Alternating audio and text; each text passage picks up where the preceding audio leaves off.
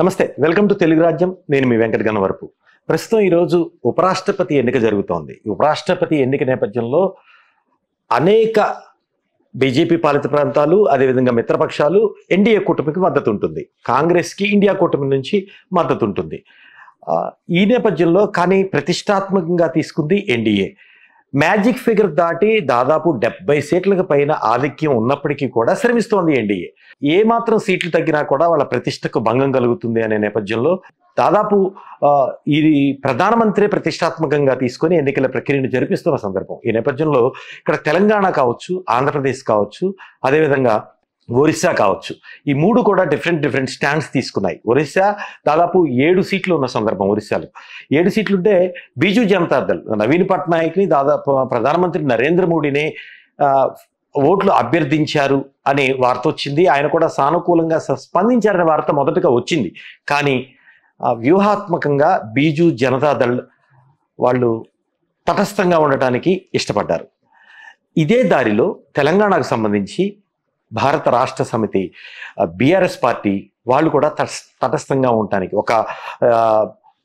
ఒకనొక సందర్భంలో నోటా లేదు కాబట్టి మేము తటస్థంగా ఉంటున్నాం, నోటాకుంటే నోటాకి వేసేవాళ్ళని వర్కింగ్ ప్రెసిడెంట్ కేటీఆర్ అన్న సందర్భం.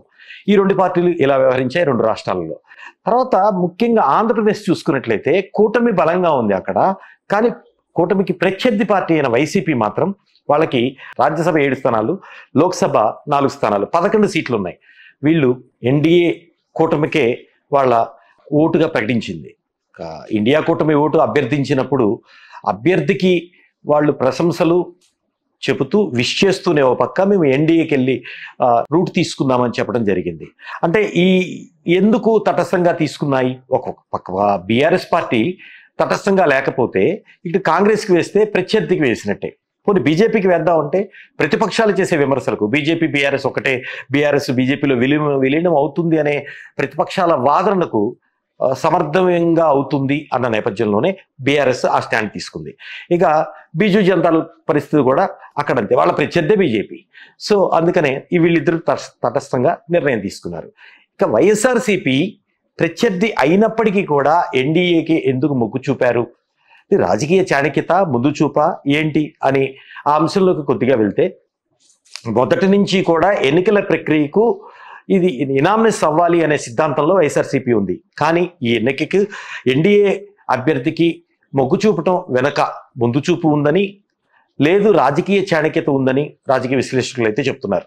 వైఎస్ఆర్సీపీ అధినేత మాజీ ముఖ్యమంత్రి వైఎస్ జగన్మోహన్ రెడ్డి ముఖ్యంగా ఈ ఓటు కాంగ్రెస్కి వేస్తే ప్రత్యర్థి కాంగ్రెస్ కాబట్టి కాంగ్రెస్ బలపడుతుంది, వేసే ఉద్దేశం లేదు.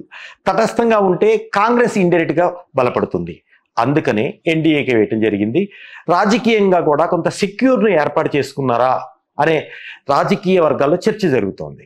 ఎందుకంటే కేవలం 11 సీట్లతో పరిమితమైన వైసీపీ ఆంధ్రప్రదేశ్లో ఇటు కేంద్ర నాయకత్వం నుంచి కావచ్చు, జాతీయ రాజకీయాల నుంచి కావచ్చు, ఇక్కడ లోకల్లో ఆంధ్రప్రదేశ్ నుంచి కావచ్చు, విపత్కర పరిస్థితులు ఎదురయ్యే పరిస్థితి ఉంటుంది. కొంత ఎన్డీఏ జాతీయ నాయకత్వంతో సానుకూలంగా ప్రవర్తిస్తే వాళ్ళ నుంచి సానుకూలత ఉంటుంది. కాబట్టే ఆ చాణక్యతతోనే ఎన్డీఏ కూటమికి వైఎస్ జగన్మోహన్ రెడ్డి ఆ స్టెప్ వేశారా అనే వాదనలు కూడా వినిస్తున్నాయి. సో ఈ నేపథ్యంలోనే ఉపరాష్ట్రపతి ఎన్నికలో వైసీపీ స్టాండ్ అలా ఉంది. కౌంటింగ్ అయిపోయి ఆ తర్వాత ఫలితాలతో ఎవరు ఉపరాష్ట్రపతి అవుతారు, ఒక పక్క ఎన్డీఏ అభ్యర్థి ఉపరాష్ట్రపతి లాంఛనం అనే వాదన కూడా విలువస్తుంది. ఏం జరుగుతుందనేది వేచి చూడాలి. హలో, తెలుగు రాజ్యం ఛానల్ చూస్తున్నారా? సామాజిక, రాజకీయ, జీవన చిత్రణే తెలుగు రాజ్యం. అతిశయోక్తులు, అసత్యాలు ఉండవు. రాజకీయ కోణం కాదు, ప్రజా కోణమే కొలబద్ద. తెలుగు రాజ్యం వీక్షణ మీ ఉత్తమ అభిరుచికి నిదర్శనం.